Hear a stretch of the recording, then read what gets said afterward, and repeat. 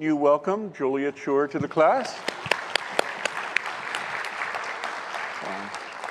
So Juliet, I have a number of questions for you, but then students will have their own questions. They'll be able to type them into Canvas and I'll be able to read them, but I'll start with my own. And there are things about like what you think about the climate crisis, but consumerism and things of that sort. But first, I thought we would start by asking you how you got interested in all this. I know you've written quite a few books over the years, and they all have a thread going through them. Yes, well, in some ways, my interest in environmental issues and climate started when I was in graduate school, and because it was the time of Earth Day and terrible smog out in California where you are, people couldn't breathe and rivers were burning up, literally setting on fire because of toxics. So I think my generation was, pretty aware of environmental issues. I got into sort of consumerism through the back door of work time. I wrote a book called The Overworked American, The Unexpected Decline of Leisure, and I wrote about what I called the work and spend cycle. People work long hours and then they spend all the money and have to work long hours. And someone asked me, how do you get out of work and spend? And I didn't know the answer to that, and that's what got me into studying consumerism.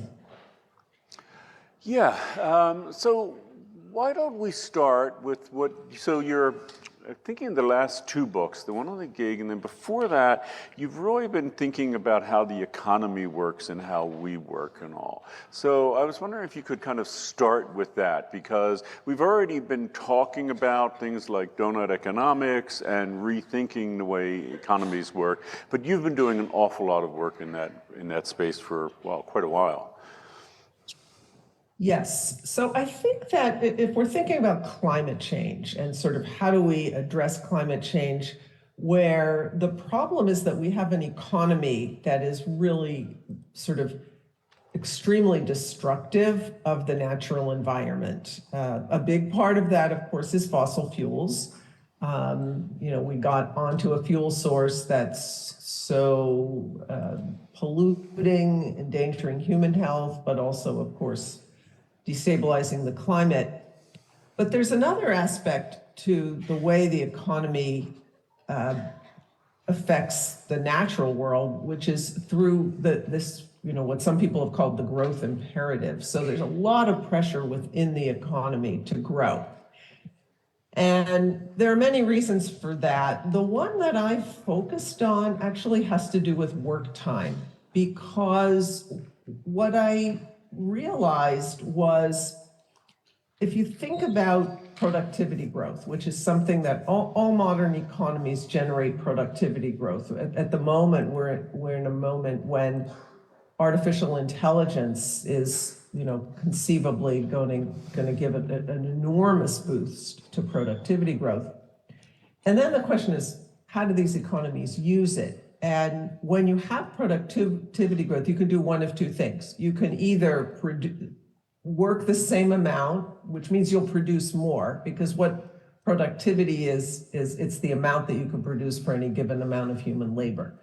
So you can produce more, or you could say, you know what, we produce enough, let's take that productivity growth and turn it into free time for people. So let's give people reduced working hours rather than just keep expanding the economy.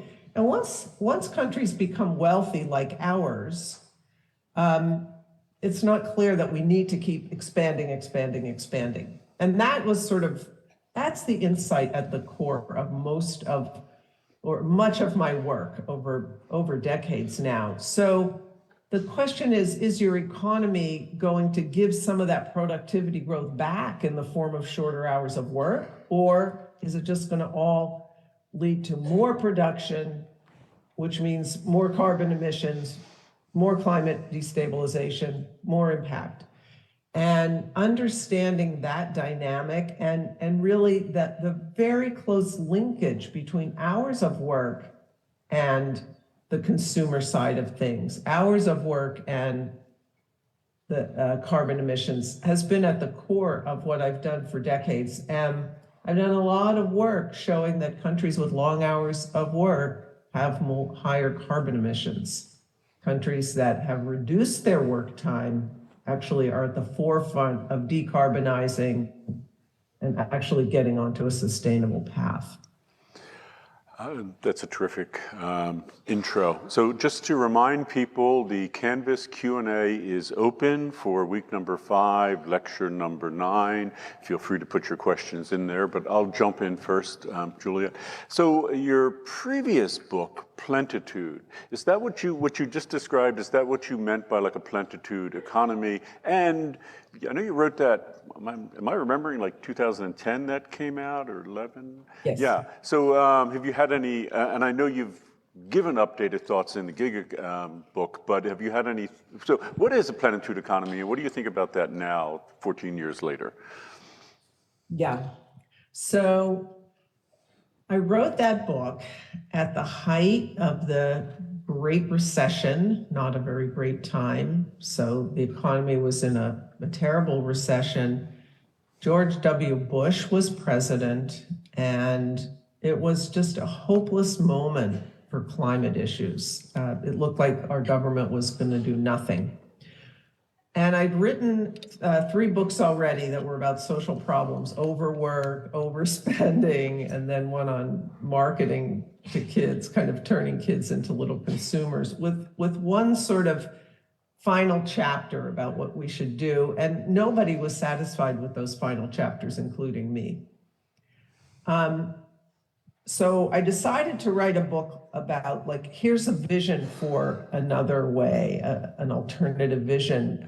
The economy could operate really differently, but it was also a moment when I wanted to situate it, I wanted to be realistic, and I didn't see any realistic hope of the government doing much at that moment. So the book is about what individuals can do, what households can do, and how they can sort of reduce their sort of impact, kind of get out of being like work and spend lifestyles, cut back on work, do more DIY, live a life that is rich in time, not just in money. So it was really about trading money for time as at the household level, getting more involved in community things. So there were some more collective ideas in there.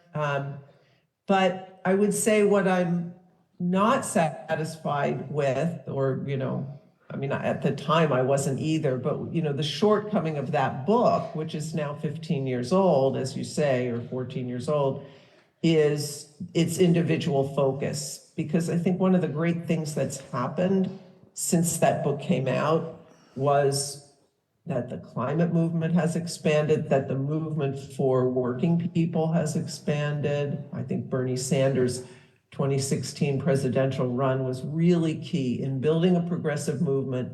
And that's the movement that forced Joe Biden, a centrist Democrat who under other circumstances probably wouldn't be doing many of the more progressive things he's doing, including the Inflation Reduction Act, a big climate step forward in this country. That's what pressured him to move there. So that my book was about a time when a movement like that didn't exist, or it was written in that time.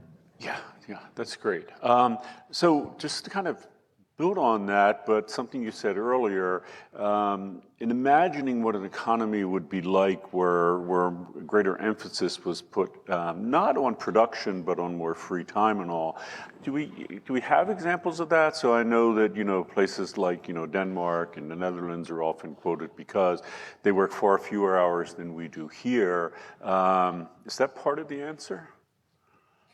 Absolutely. And in the last 2 years, I've gone back to work time as my central focus of my work. And I can tell you about that. I've been studying companies that are giving 4-day work weeks with no reduction in pay. And I just had the privilege of testifying in the Senate in favor of Bernie Sanders' 32-hour work week bill. So we can get to that. But Yes, I mean, if you think about those European economies that have short hours of work, you mentioned Denmark, Netherlands, Germany's another one. If you take the average hours of work in Germany on an annual basis and divide them by 52, you get to, I think, 30 or 32. I don't remember exactly, but at least to 32, if not a little bit more.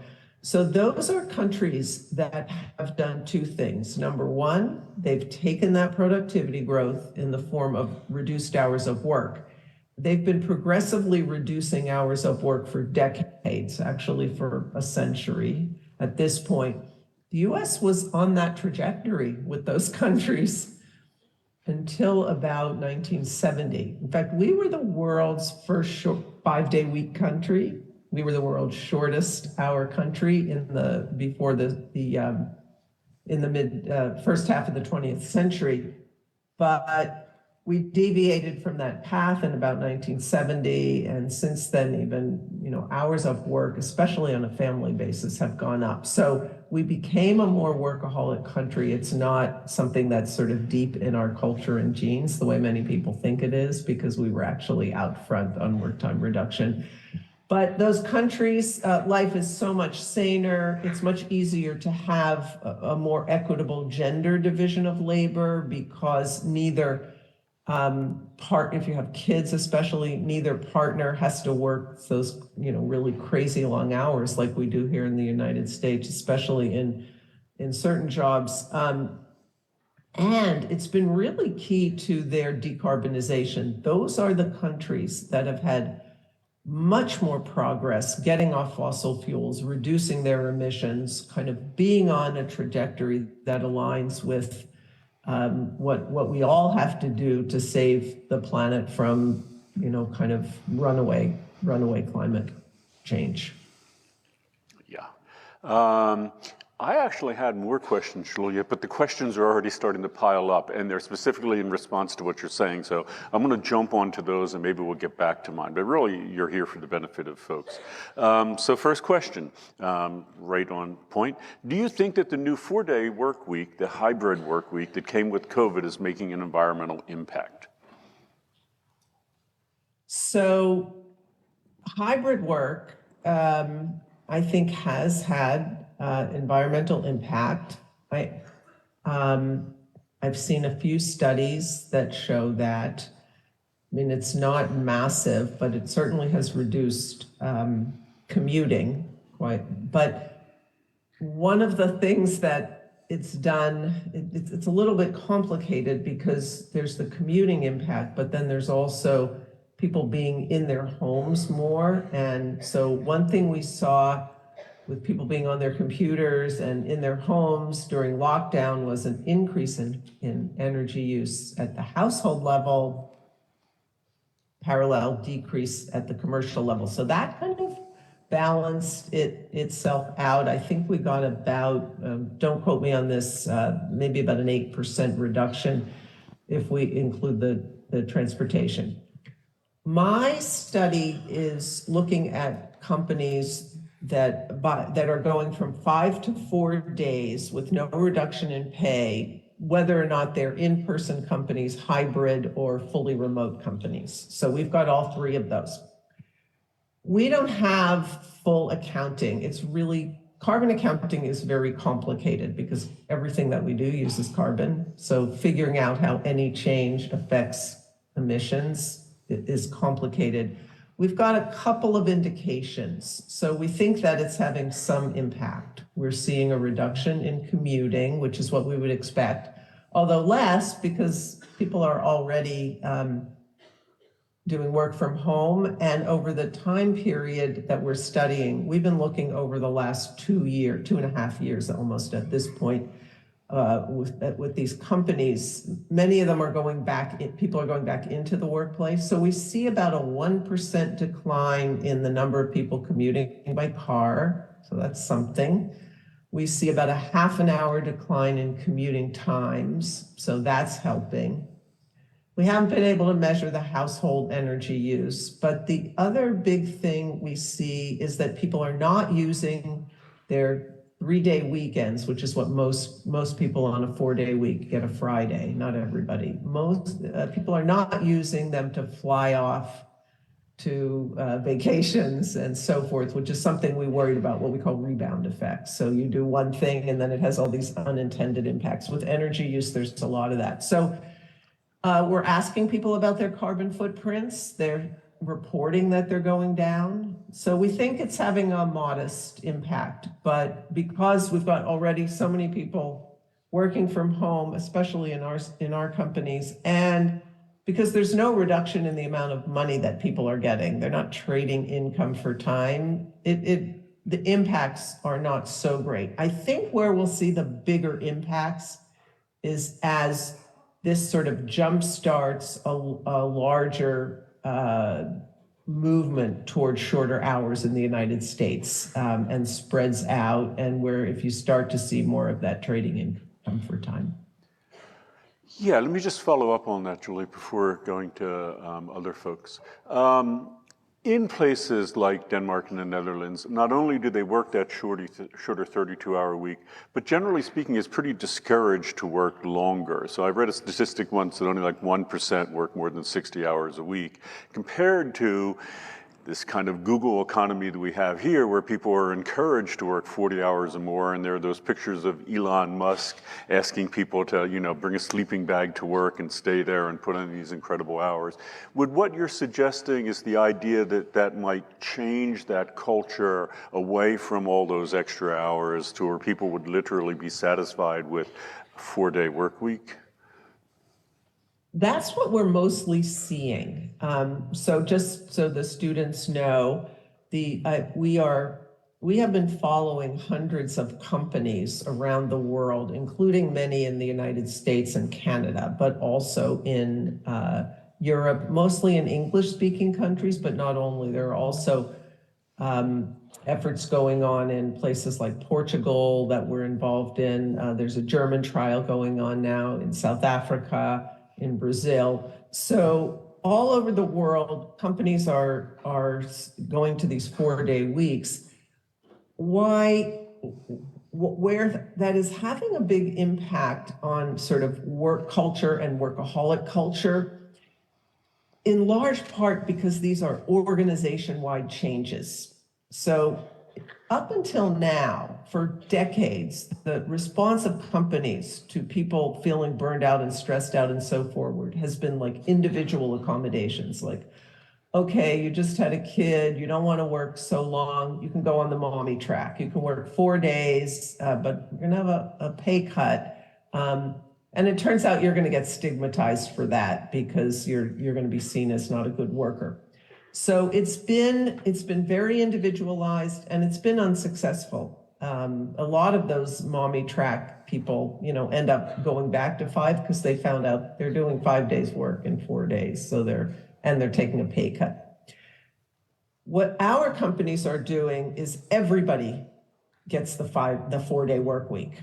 And so there's no stigma to it. And it's really an attempt to change the culture, to tell people, you can do your work in 4 days. And I can say more about that, but the companies figure out ways to keep people productive as productive in the 4 days, not in every case, but we're just going to ask for 4 days of good, efficient work from you. And please take the time off because you need it to recover. You need it to be at your best the 4 days you're here. And they are responding to high levels of stress and burnout among their employees, high levels of people leaving, people just not being able to kind of keep that intense pace of work for the 5 days. So it's very much a pushback against workaholic culture. I mean, we do find some people, particularly at the very highest levels of management, who work on the off day, or they work a little bit on the off day, but for many of them, it means they're not going to have to work on Saturday or Sunday, or they don't have to work at night as much as they used to. So even for the people who don't get like a full, real 100% day off, it's really eroding that workaholic culture. And it's also coming from the place that says the people who work those long hours are not the best people. You know, they're not the most efficient. It's a terrible way to work. It saps creativity, it saps focus, it saps people's quality of work. So that's a big theme for many of the companies that we're studying. Let me just repeat your basic idea here, Julia, to kind of underscore it and make sure we have it right. If you switch to a 4-day work week from 5 days, every employee would be paid the same exact amount. And although it might seem that they would only be doing 80% of the work, because they're only putting in 80% of the time, nonetheless, they were actually producing just the same amount of work. So it's fewer hours, same amount of work, same pay. Is that right, basically? Yeah, and that's for the most part. I'll tell you a few counterexamples, but for the most part, that's what these companies are doing. And they're saying it's working. We have over 90% who are sticking with this a year afterwards. Some of them are telling us their people are even more productive than they were before.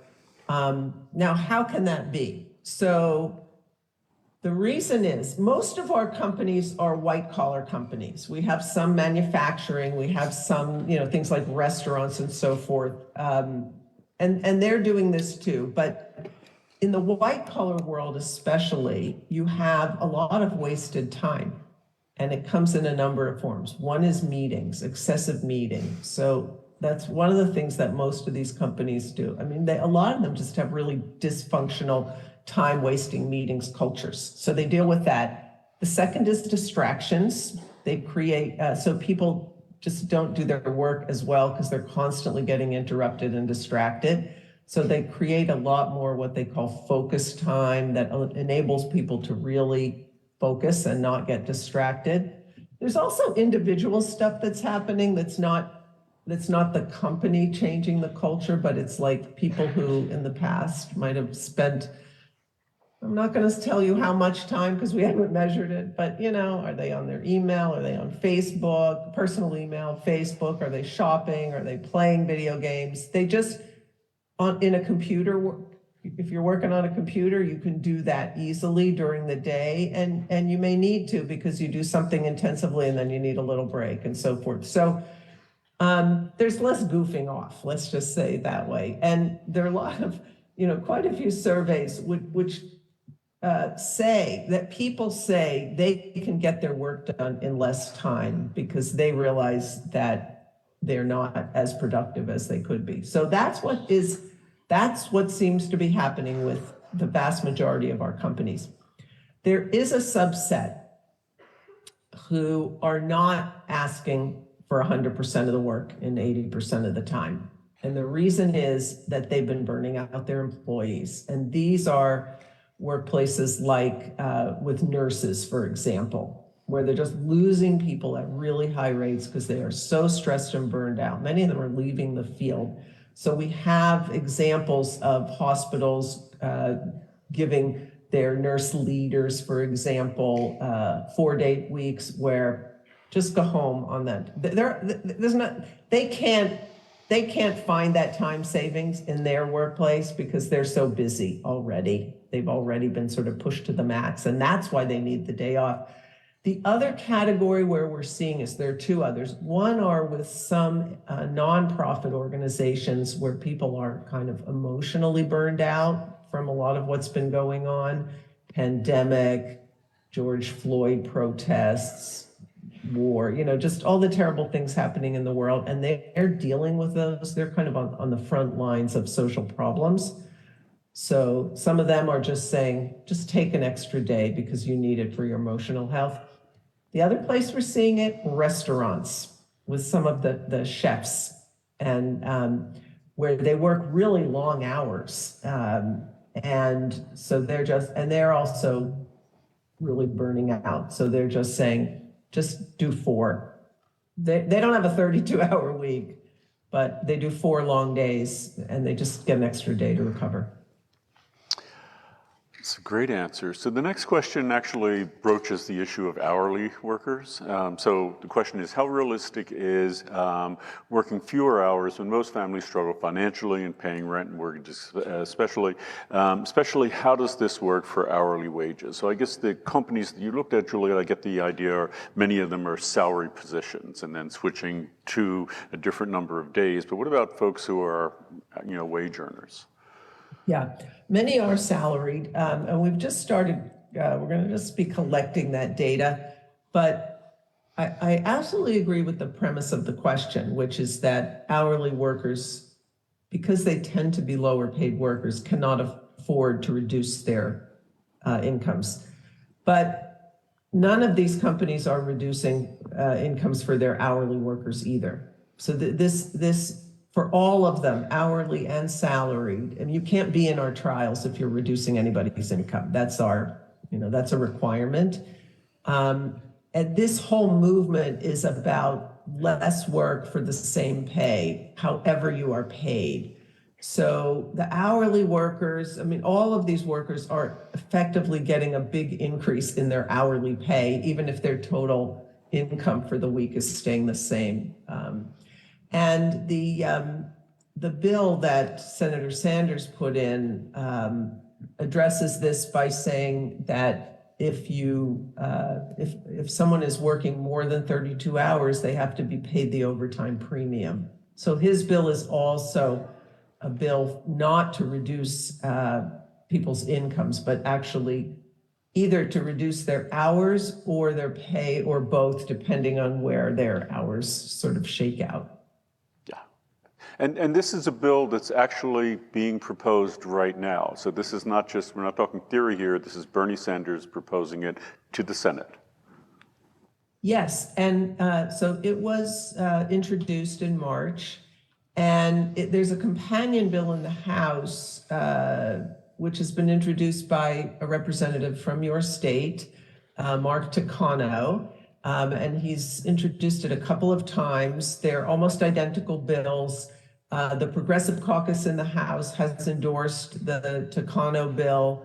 The AFL-CIO, the UAW, the SEIU, a lot of unions have come out and supported these bills as well. So you're starting to see some movement at the national level to do something about excessive work time. Next question, actually, it's adding to it. So the person says, quote, "Can I add to this question?" And they ask, if inflation continues to increase, would it even be possible to work less if money is consistently worth less and needed for? So how does this work in an economy like that? Yes. So one of the things about the current inflation, I think it's not well understood. And of course, it doesn't necessarily feel good to people when they see prices going up so much, especially I think food prices, which have gone up by a lot.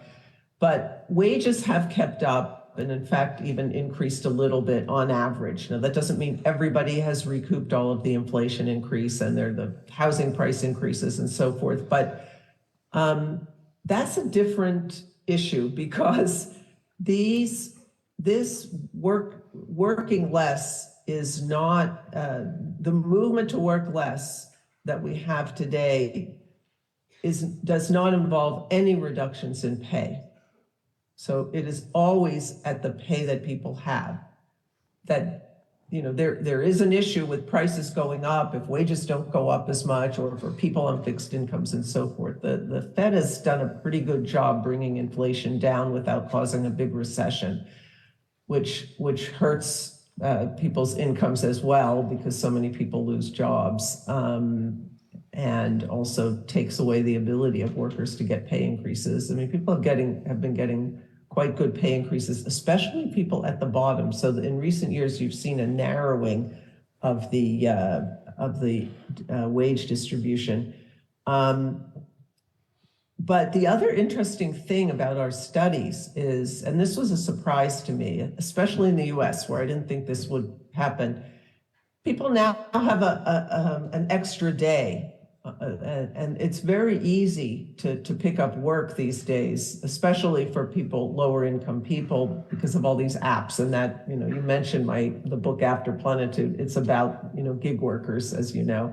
And a lot of, so we expected that when people got this day off, they would do more, attempt to earn money on the off day, and they do more second job holding and extra income earning.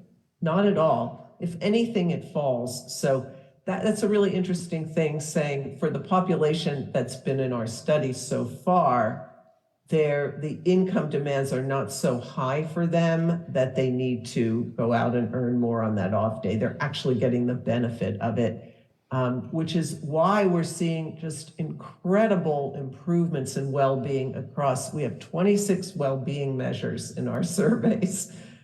They're all going up significantly across all kinds of workers, by age, by gender, by ethnicity, race.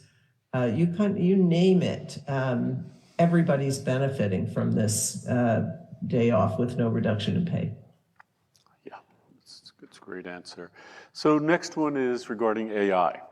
With the advancement of AI and the automation of manufacturing, what do you think we can do to ensure that the increased efficiency helps improve the lives of workers instead of abusing this technology to increase production? And in a way, this kind of goes back to early Marx, where he said, increase production and we have all these different things are going to help, and it really hasn't. So. Yeah, that's a great question.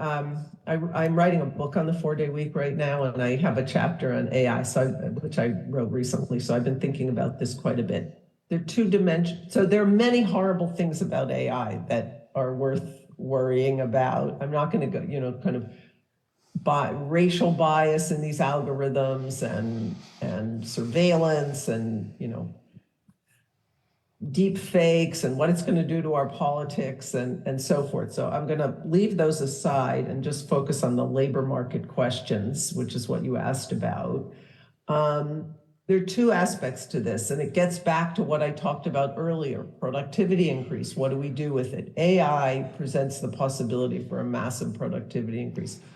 Although just little asterisk here, since your class is about climate change, which is that the energy requirements of AI are enormous. If you do a search with ChatGPT, it's about twice what an ordinary Google search costs in terms of energy use. So we got to deal with that. But two things. One is increased productivity means workers could get more money. They could stay on the job the same amount, produce more and get more money. Or they could get free time out of it. And, hopefully some combination of those occurs depending on sort of how big the productivity boost is from AI. I think we're already starting to see a little bit of it. So how do you ensure that? I mean, that's where you need unionization, you need an organized movement, you need government intervention. What's happened in recent decades, and I don't know how much the class has gone into this, but it's the owners of capital, sort of the wealthy, have been able to capture the vast majority of the benefits of digitization, that we've seen to date. Whether we're talking about robots in the automobile industry or just, ordinary digitization in all of these white collar settings. So really there's no other way you can get that except by organizing. The good news is that that's starting to happen. Of course, you had the Writers Guild strike, in which they were successful in forcing the studios to put some guardrails on the use of AI. They were worried that machines would be writing movie and TV scripts, and that where it might have taken 10 writers in the past, they would now just have one. So some of this will be workers striking, pressure, government, popular pressure. We really, as a society, need to ask the question, how do we want to implement this revolutionary technique, which can have lots of good impacts, but also many bad ones. And are we going to sort of step back now and say, let's figure this out before it's too late? I think that's what we need to do. Yeah, great answer. So a lot of questions coming in. I'm going to consolidate a couple here. Someone asked, how do you think the 4-day work week would affect the modern education system? And another person basically fleshes that out. How does the 4-day work week impact children that are in schools? Are they going to be given the same opportunity people who are working, since I assume the teachers would also be taking part in 4-day work week? What would the effects be on those children with reduced school hours? So far, there is a 4-day work week movement with schools, public schools, but they haven't reduced hours for the most part. They have the kids going to school longer for 4 days.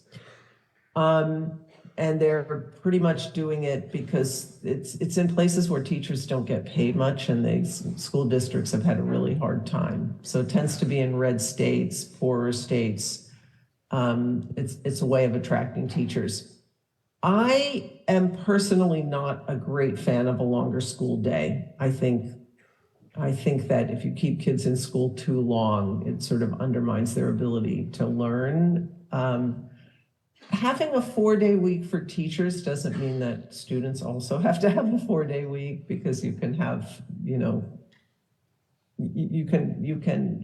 mix and match.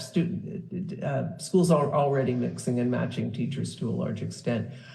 I'm not enough of an expert on education to know exactly sort of what the optimal configuration of hours and days is for students. And I think it probably also varies a lot over the K through 12 period.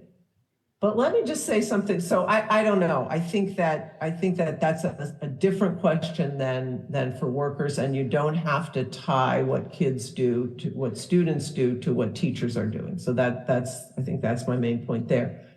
I think there's an interesting thing going on in higher ed, which is that Friday is really evolving to be a day when people are not taking classes. My daughter went to Columbia University. They had almost no classes scheduled on Fridays, just some like labs and language classes. I don't know how the students sitting here in the room feel about this, but my sense is a lot of students try and avoid Friday classes if possible. I know a lot of faculty try and avoid Friday classes. I think we're sort of evolving in that direction, and I think it's probably a good thing. Just so you know, that's pretty much the case here. So this is a Monday, Wednesday class. We have Tuesday, Thursday classes. And very rarely, there used to be a thing called Monday, Wednesday, Friday, but they've kind of fallen by the wayside. So next question. Is there a chance this increased productivity of a 4-day work week is due to the fact that people think they are getting something new? If everyone adapted the 4-day week, would the novelty and the sustained productivity potentially wear off over time? Oh, I love that question. Thank you. So we were wondering about that too. The trials, these are called trials or pilot programs that companies sign on to for 6 months, and then they decide, whether to continue. And so our first data collection effort was for 6 months. So we did it before the trials start, and then 6 months later. But we've been following these companies. I just sent out the survey requests for 24 months. So we have 12 months already with a lot of companies and 24 months. And what we're seeing is that we don't have the 24-month yet, but with the 12 months, results are all holding. So it's not about novelty. It seems to continue. There is a sense in which the people who are getting these 4-day weeks really appreciate them. They appreciate that their employers are giving them to them at a time when most people don't have a 4-day week. So there is it's a kind of a gift component to it that I think helps people keep them focused and sort of keep them productive. if you are one of the later employers, so if this is something that's rolling out across a country or an economy or even the world, and you're one of the last employers to do it, you're probably going to have you're going to see something bad happening in your workplace where people are resentful that they're not getting something that everybody else is. But I think that one of the things we see is that it's not just about how people feel about the 4-day work week that affects their productivity. It's also how their lives change. So people have lower levels of fatigue. That contributes. They sleep more. I think that's a really big part of this. The average American doesn't get enough sleep. They exercise more and for more time each week. So they live sort of healthier lives. We didn't ask about this, but we're in our comment section, people are talking about being able to cook for themselves and just eat more healthfully. And, so people are able to just lead more healthful lives. Their relationships with their families and friends are much better. So those are the things that will actually sustain productivity in the long run because people are just healthier and happier. Yeah, great. So the next question, I'll kind of summarize the beginning of it. It talks about, quote, the greedy corporations. And wouldn't they demand that people put more time and effort into those 4 days instead of 5, wanting to increase productivity? The person notes, I know the system works in Denmark, but many locales also complain about high level burnouts and stress from their employer to perform faster. Yeah, so we were worried about this because the philosophy of the trials is that you reorganize work to make it possible for people to do all their work in 4 days rather than 5, not that you speed people up. Now, I think to the extent that you do have that sort of goofing off, that's a little bit of a speed up. But if what the trials were saying were you can work people harder and faster and get everything done in 4 days, and you can succeed as a business, and people might even be happier with that trade-off, that's one thing. I mean, maybe, but it's a different thing to say, actually, you can reorganize work, get rid of all the time wasting. The company will be as well off, if not better off, and people will be. You're not going to stress them out by intensifying their work. So we measure how intense work is before the trial starts and then at the end of the trial. And to my surprise, there isn't an increase in speed up. There isn't an increase in work intensity. There isn't an increase in pace of work when we measure it from the beginning to the end of the trial. Little asterisk on that, which is that when we ask people to look back, so at the end of the trial, we say, what happened to your pace of work? They experience a little bit of an increase, but that's a less accurate measure than what's your pace of work today, which is what we ask them before the trial starts, and tell me, what's your pace of work now? We ask them 6 months later and 12 months later. That measure doesn't go up. So it's not a speed up. And that's something we're really, really happy about. I wouldn't feel so good about doing something that's really just about increasing the intensity of work. So the next question talks about folks who don't work like a traditional 5-day-a-week job or so. And speaking from personal experience, so here's the question. I work on campus and we haven't gotten any changes in increased pay for inflation. I work in the dining commons and we work a lot in a short amount of time. How could changing the work week affect us if we get paid little and work a lot in the 3 to 4 weeks because for us nothing is changing?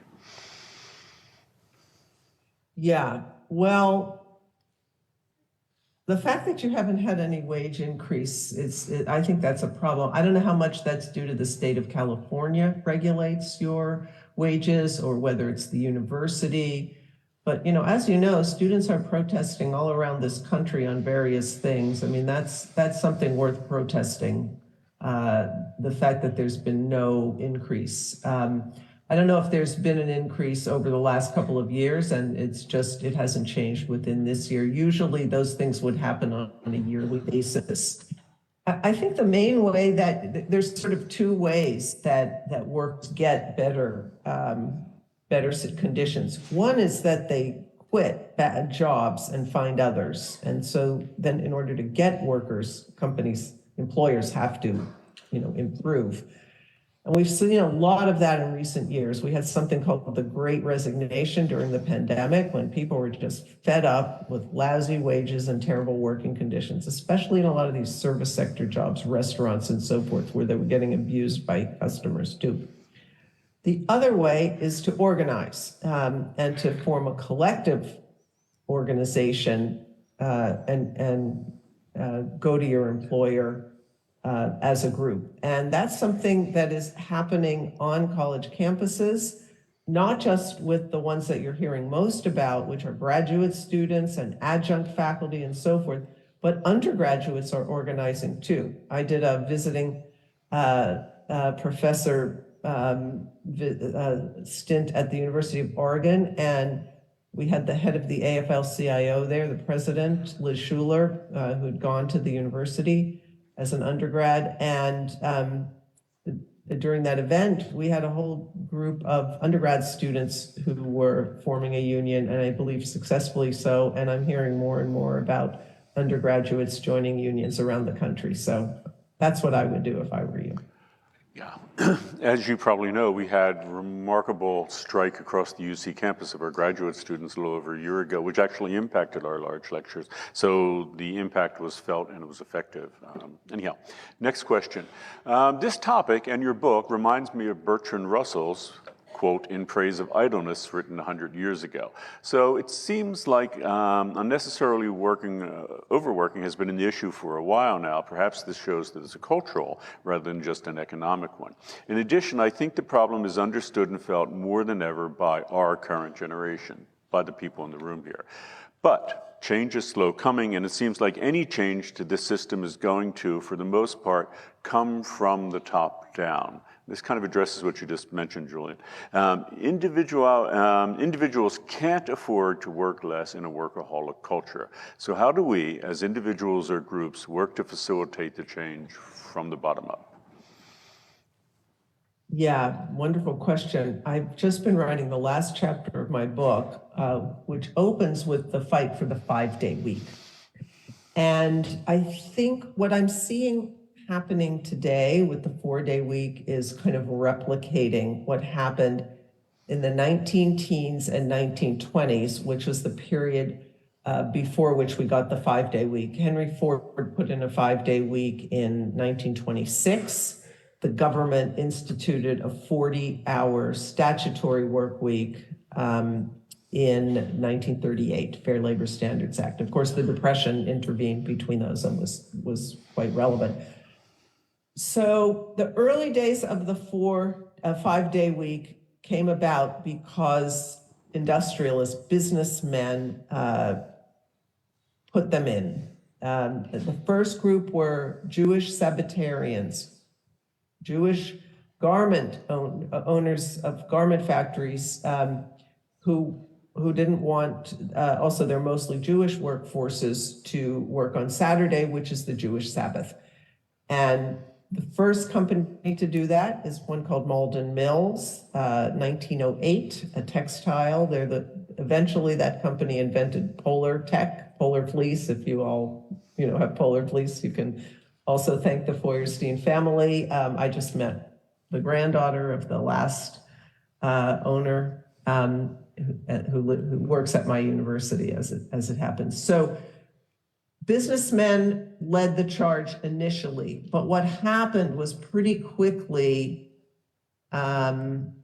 unions came in and then the government came in. And so I think that's the way we're starting to see it here too. The companies in these trials are all getting into it because somebody at the top decides it's a good idea. A lot of them tell me they read an article in the newspaper about it and thought this could work for their company, or they were just seeing so many people leave, they thought they had to do something. But we're also seeing the unions start now. The UAW, which launched that historic successful strike last year against the big three automakers, put a 32-hour work week into its contract demands. That's one thing they didn't win, but they're planning to keep that in there for future contracts. So that's how it happens. And there's been a big increase in union organizing. You're seeing it in lots of kinds of places that were very hard to organize, places like Starbucks, for example, getting organized, or universities. So I think that's the route for the bottom up, and then also we start to see the government come in, and they usually come in a little bit late after it's already really started to take hold. I mean, when you think about the fact that Henry Ford put in his 5-day week in 1926, it was more than a decade later that the national government, passed a law for a 5-day work week. Let me ask you a general question about that, Juliet, because last year, and actually coming back again in a couple of weeks to the class, is going to be Naomi Oreskes, who charts a nice history in her most recent book, The Big Myth About Child Labor in particular. And last time when she was visiting class, she was talking about the climate that we're in, where state after state is basically rolling back laws against child labor. And it's the way she framed it, a very business-friendly environment that we're in right now. How's that going to impact all this? I mean, the bottom up is great. Bernie Sanders, wonderful work at the top, going down. But what's the climate really going to be like for this now? So I think I have a difference of opinion from her on sort of where we're at. I think it's hard to know. There's definitely a big contestation going on here. And a lot of it is playing out in red versus blue states. So those weakening of child labor laws is the way that some of these red states are responding to the same forces that are leading to unionization and work time reduction and higher wage rates in other places, right? It's a tight labor market. That's why those companies are trying to get more young people, teenagers and underage people into the labor force for longer hours, because the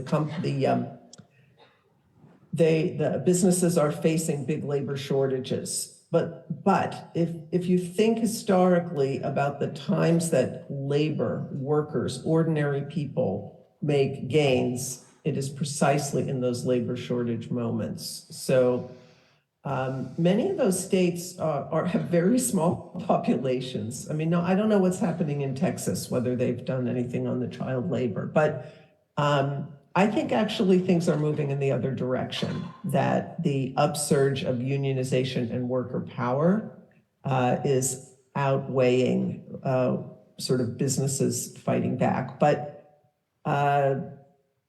I will say this, and I'm sure we agree on this, that is that we don't know what the future is going to bring. And another GOP presidency, I think, could be very, very disastrous for ordinary people. The GOP is staunchly anti-union. They are very anti-worker in terms of working conditions and so on and so forth. I know they have attracted a lot more working class people, but it'll be a disaster for the American worker. Joe Biden is the most pro-labor president in history. He's the first president to actually walk a picket line. And what the Republicans are trying to destroy the National Labor Relations Board. And they have some lawsuits that are going now that the Supreme Court might just do that. Yeah. Next question. Many European countries have a minimum vacation days of 20 to 30 days per week, where in the United States, many workers only receive 10 days of paid vacation per year, 20 to 30 per year. Does this have an effect on overall productivity in the workplace? In other words, not only reducing hours, but reducing the number of days that you're in there because of vacation days? Well, if you have long vacation days, like you have countries in Europe, for example, that will take off. France is sort of famous. It's a common vacation. August, large numbers of people go off in August. Or In some of the other continental countries, they'll take a July. In the more northerly countries, they go a little bit earlier because it gets colder by August. That absolutely reduces how much people produce because a lot of businesses shut down during those times. So vacation days for sure.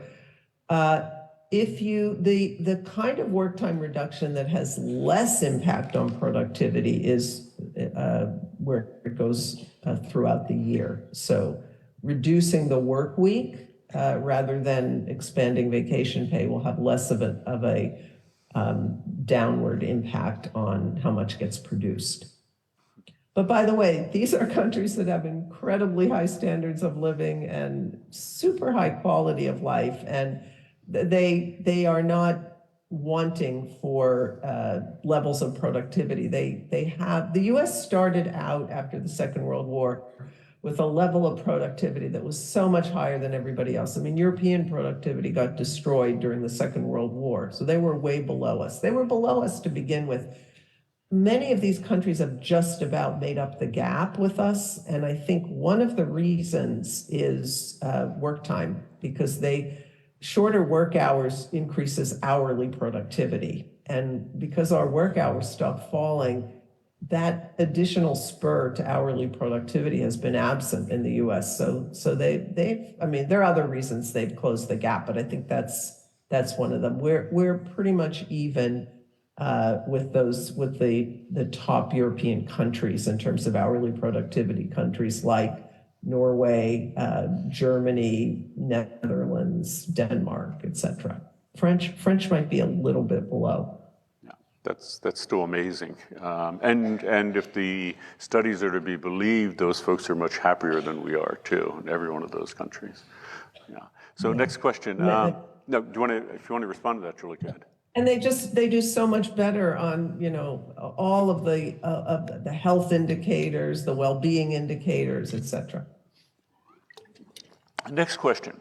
How do you think the 4-day work week would affect overtime culture? If we went to 4 days a week, I feel like it might be safe to say that people who really need the extra money will end up working on that 5th day and would count it then as overtime. Thus, would the companies be in favor of the 4-day week if their employees are taking advantage of overtime pay in the time they usually would work anyhow? So they'd still be working 5 days a week, but then they'd be getting 1 day as overtime.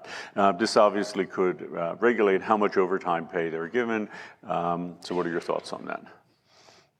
Yeah, it's a complicated question. A lot of it depends on how we get to the 4-day week. So, as I said, in our studies, we're not seeing any of that. But if what the Senator Sanders and Representative Takano have proposed, which is that 32-hour what's called the statutory or the standard work week, and then companies have to pay overtime premium above that, it's possible that you won't see as much work time reduction as maybe they were trying to get with that bill, precisely because there are two parts to it. One is some companies may just not want to go for that schedule and they'd rather pay, which is what we saw in certain industries after the 40-hour week came in. So full-time workers in the United States, excuse me,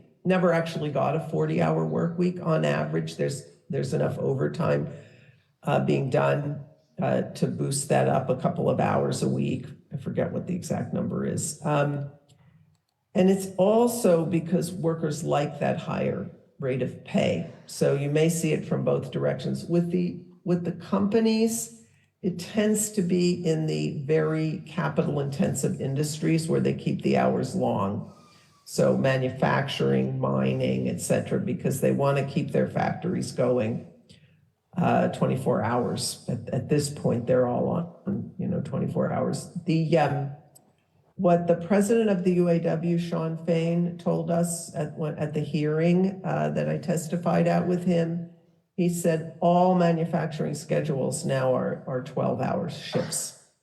So That's a problem. I mean, that's just a problem because it's so detrimental to people's health and well-being. I mean, we need to do something. I personally like a different system for reducing hours, which is actually making the companies reduce the hours, or giving a compensated time system. So if you work more than 32, you get time off rather than premium pay. So we're at the end of our time, but I want to ask one question just to give you an opportunity if you wanted to mention anything about the gig economy, because I know you spent a lot of time, you wrote a book on it, and we're talking about like Lyft and Uber and those sort of things, and what they became and what they need to become, or if you just want to say anything about it before we finish. Yeah, it's been a huge disaster. I mean, I started looking at it originally because the idea that people could make their own schedules, and that sort of fit into the plenitude economy, that there might be opportunity there. And of course, many people do like it for that reason. But what's happened with the corporate players, with Uber, Lyft, DoorDash, et cetera, is what started out. I was one of the first people in the country to study gig work. I started in 2011. People loved it at that time. It paid far above market wages for, work that a lot of different people could do, driving or food delivery and so forth. And people thought it had great working conditions. And the companies have progressively degraded and dehumanized these jobs, where the wages have gone down. They pay below, once you account for the costs, which are all borne by the worker, they pay below minimum wage now in most places. And they're very dehumanized, these jobs, because people are managed by algorithms, not people, and they hate that. So it's been a terrible disappointment. We need to regulate them. California, of course, has been ground zero for conflicts about this, and so far the workers are losing. But we have a sort of similar scenario playing out in Massachusetts.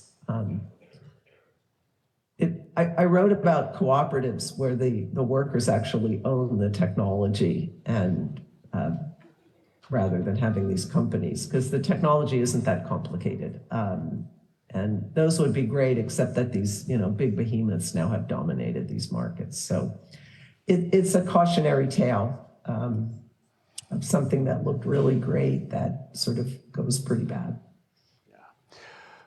We've gone over, but Juliet Schor, thank you for visiting our class. Everyone, can we thank Juliet? Thank you all for your wonderful questions. And it's great to see so many of you enrolling in this great class to learn about these important issues and, the climate crisis, of course. Okay, so thank you so much, Juliet. We really appreciate it. Thank you. Take care. Hold on, don't anyone go anywhere. So let me just pop this up. Let's take an iClicker poll. If anyone gets this wrong, I will be very unhappy, in that this is the same questions we had before. So work on that. Let me address the midterm. It's coming up next time. Instead of having class in here, come here normal time. Just bring a pencil. People have been asking me a few things, so let me address them now to be clear. All the assignments for this week are on the midterm. So in other words, the reading for this week, that's completing Ministry for the Future, that is on the midterm. The documentary for this week is on the midterm. The lecture for this week, Juliet Schor, is on the midterm. Every time you have a comment that you make on a documentary or a reading, I have that little video that I do first where I've been going around to different places. Potentially they're on the midterm too. And it is including this week. So but it's a little confusing because, and don't get confused by it, your actual comments for this week are not due until the end of the week, that is midnight on Sunday night. Even though you're going to get questioned on the documentary and the reading for this week on the exam. So if I were you, an effective strategy might be to not do the documentaries, not do the comments right now, watch the documentary, do the reading, don't spend time on the comments, spend time preparing for the midterm. Then, when you leave here on Wednesday, you have all day Thursday, Friday, Saturday, and Sunday to do your comments. Just a thought, it might be a better way to structure your time. But do make sure you have everything. So hold on, let's see if how many people didn't get this one right. Let's see. Yes, well, if you thought it was B, C, D, or E, you were wrong. So continue to do the material. Also, let's do one last one since you need a third eye clicker. Don't leave the room until you've done this. Okay, final iClicker poll now on this one. Also you had before. If you're confident you know the answer, click the iClicker and leave. If you're curious about the answer, because, oh wait. Sorry. That was the same one? How do Mary and Frank first meet? Doesn't matter. Again, you get full credit whatever you put down. Let's see what people think. Wow, more people should know it. I assume that's because you've answered the other question, but okay. So be ready next time. Bring a pencil. You don't need anything else.